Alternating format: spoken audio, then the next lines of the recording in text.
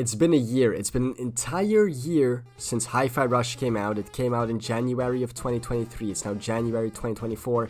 And PlayStation fanboys are still salty about it. They're still talking about it, complaining about how the game sucks, how it's not good, while simultaneously port bagging for the game to come to PS5. You can't make this up.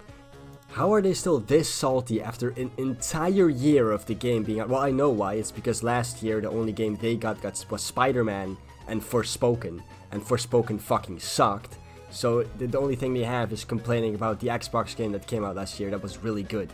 So the main reason why a lot of people are talking about Hi-Fi Rush again now is because a year after its release, there are now rumors that the game is going to go to a platform that isn't Xbox, which probably means that the game will launch on Switch, but it has PlayStation fanboys really port bagging hard for the game to come to PS5. Like they're downright sucking Xbox's dick in order to get this game on their console. That's how desperate they are to play it. But you know, obviously at the same time it's an Xbox game, so they have to port back for it because they clearly really want to play it, but they also have to shit on it to make it seem like the game is bad because it's made by Xbox. Can't wait to play all my Xbox games on my Switch and PlayStation. Tim Stewart's better than Jim Ryan. Let's go! First of all, I think it's hilarious that he puts like hashtag Xbox has no games underneath it. Like, how could Xbox put their games on your platforms if Xbox has no games? And I know that you're probably gonna say, oh, what I mean is that Xbox has no games because their games are on multiple platforms. But by that logic, PlayStation also has no games because PlayStation games are also on multiple platforms, they're on PC. And don't give me that shit like, oh no, that's different, cause PlayStation games only come to PC after like 2 years, so I definitely don't care. Cry, malt, seethe. But the same shit applies here, like these games have only come to other platforms, it's not even coming to PlayStation. The rumor is that it's coming to Switch, and I highly doubt Hi-Fi Rush would ever come to PlayStation. But even if it did, same shit applies, like it's still a year later. So why do you assume that Xbox people then do care? It's the weirdest shit. These people, they're so unself-aware and they just can't see their own hypocrisy. But it's funny that they just, even though they constantly shit on Xbox games and claim they have no games, the second there's even a rumor of one game going to different platforms, they immediately cream their pants and start begging for the game to come to their console. I can't wait. It's honestly pathetic, man. Like, these PlayStation gamers, the second someone wants to play one of their exclusives, they get like mad. They're like, buy a PlayStation. This is only for the cool PlayStation gamers. But then, the second a game is exclusive to a different platform, they start shit-talking it while simultaneously begging for the game to come to their console. Did the same shit with Starfield, man. PlayStation fanboys will deny this to their graves, but you go to any of their profiles, man. Like, before the game was announced as an exclusive for Xbox, they were desperately hoping that the game was gonna come to PS5. People give Hi-Fi Rush way more credit than it deserves. It's a AA game. It's in the same conversation with Sackboy and Sifu. Shouldn't be mentioned against games like Spider-Man or Final Fantasy, etc. Only a few people care about these type of games. Wow. Listen, man, the only difference between AA, AAA, and indie is how big the budget of the game was and how many people worked on the game. Besides that, there's literally no difference. Writing a game off because its budget was lower and it's technically indie or AA, so people shouldn't care about it and can't compare it to Spider-Man is ridiculous. Okay? Think about games like Undertale, right? Undertale is an indie game. Like, it's an indie game. It's 8-bit graphics. It was made 90% of it by one guy who could barely code. Yet the game is a bigger commercial success, a bigger critical success, and has had way more of a cultural impact and impact on the gaming industry than anything Sony has ever published. And I'm not exaggerating on that. That is a fact. Same goes for something like Five Nights at Freddy's. Not that new game, but like the original ones. They were incredibly creative at the time.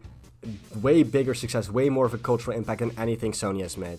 And I could keep going with AA games and indie games that are way bigger than most AAA games, like Stardew Valley, even Baldur's Gate 3, right? Baldur's Gate 3, I know it's now considered a AAA game, but it's made by a AA studio with with a AA budget. The game's graphics don't look up to AAA standard. By all means, right? By all means, it should be considered a AA game, which is what it is. Same goes for like The Witcher 3. When that came out, CD Projekt Red was considered an indie/AA studio. So please don't go waving this around. Oh, it's a AA game. No one cares. No one gives a shit. That's just not true.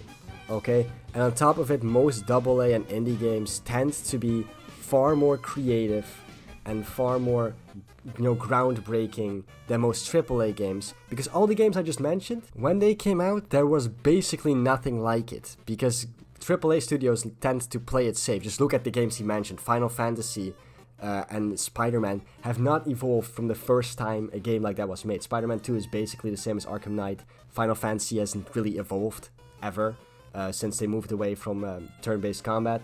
So please don't fucking say this. It means nothing and you're fucking dumb. You clearly, if you genuinely believe what you typed here, then you have no clue what you're talking about. Now we're going to talk about the Red Dragon. Now I think we're all familiar with the Red Dragon, a giant PlayStation fanboy on Twitter. He has been shitting on Hi-Fi Rush like really hard, like he's obsessed with the game, right? He's talking about it every single day. He can't not think about Hi-Fi Rush, I suppose. And then he got called out. Someone said like, how are you gonna talk this much shit about the game when you've only played 1 hour? And this is when he replied with this amazing tweet. I played it more than 50% of Xbox players. So apparently, right, according to this random Twitter account, less than 50% of Hi-Fi Rush Xbox players have managed to beat the first level. Now, I'm not sure if there's any evidence to that, and I don't feel like researching it, because it could be right. See, the thing here is, for example, I play most of my games on Steam, and sometimes I get an achievement for a game, like in Crusader Kings 3. I get, like, for example, the achievement that you married someone, which is one of the main parts of the game, is marrying other characters in order to reproduce an heir for your kingdom. And then I see that only 70% of people who have the game have that achievement, which means that basically a lot of people bought the game, but 30% of the people who bought the game didn't actually play the game. And the same thing is probably happening here, mainly because this game is on Game Pass, which means that I think there's a lot of people who decided to check out the game because they heard a lot about it, played it for a bit, realized it's not for them, and then uninstalled the game.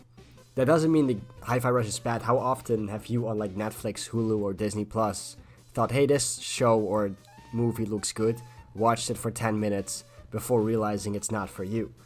I can guarantee you that is what happened. That those 50% of players who have never beaten the first level are people that just downloaded the game because it was on Game Pass and they had Game Pass, and they just didn't like it, or it's people that have bought the game but have yet to play it. But logic does not matter to the Red Dragon. He likes to lie and twist things, like when he claims that Hi-Fi Rush didn't sell well. It didn't sell well, guys. The game has to be released on PS5 because it didn't sell at all on PC and on Xbox, because Xbox gamers don't buy games.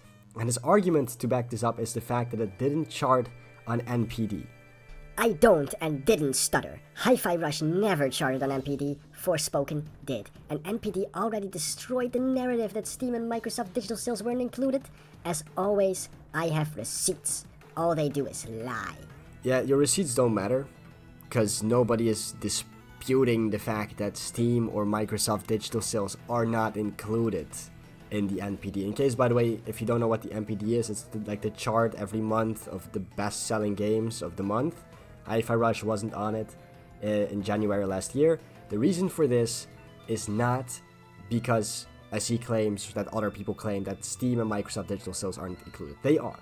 But sales are only included for companies that share their sales. We had the same discussion, by the way, last January, when I explained the exact same thing to the exact same PlayStation fanboys, but they're just too retarded, I guess, to listen or to retain any information. It's just too difficult for them.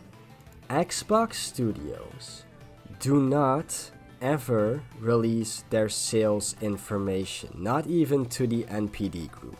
So Hi-Fi Rush can't be on the NPD chart because NPD doesn't have the sales information for Hi-Fi Rush, because Xbox Studios doesn't release it. This doesn't mean that other games released on Xbox don't release their sales. Obviously they do. You know, Ubisoft always gives like their Steam and Microsoft digital sales when to the NPD group. Microsoft themselves, Xbox Studio, just doesn't do that, so their games can't chart on the thing. There's more evidence for this. Just look at this tweet by JDub, for example.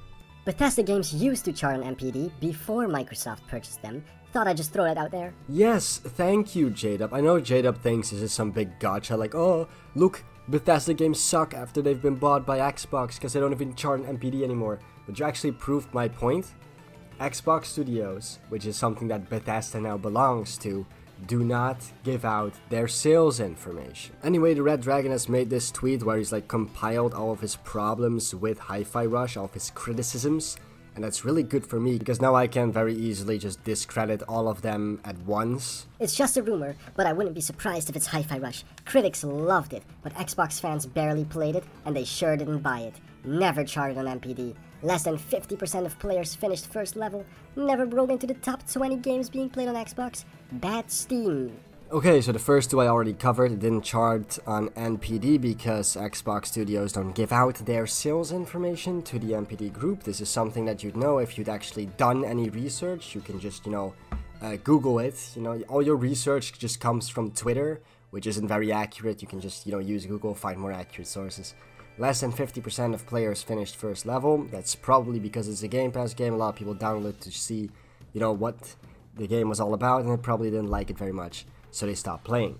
That's just the way that services like that work. It's the way games work, because most games have a certain percentage of players that have never even played the game despite owning it. Never broke into the top 20 games being played on Xbox. I don't really know why that's a bad thing. Hi-Fi Rush is a more niche game. Doesn't mean that it couldn't have been incredibly popular. It's still quite popular. People still talk about it to this day, but most of the top games being played on consoles like Xbox and PS5 are Call of Duty, FIFA, and more casual games like that. And bad Steam, I don't know what he means by that. I think he might mean bad Steam reviews, but the Steam reviews of Hi-Fi Rush are mostly positive. And it sold very well on Steam as well. I can remember when it came out, it wasn't like the top 10 best-selling games on Steam for like 2 weeks or so. So it definitely did not underperform on Steam. So I don't know what he's talking about there. So yeah, that's that. I think that's actually the end of this video. Yeah. So if you like this video, please like and subscribe to the channel, and I'll see you all in the next video. Goodbye.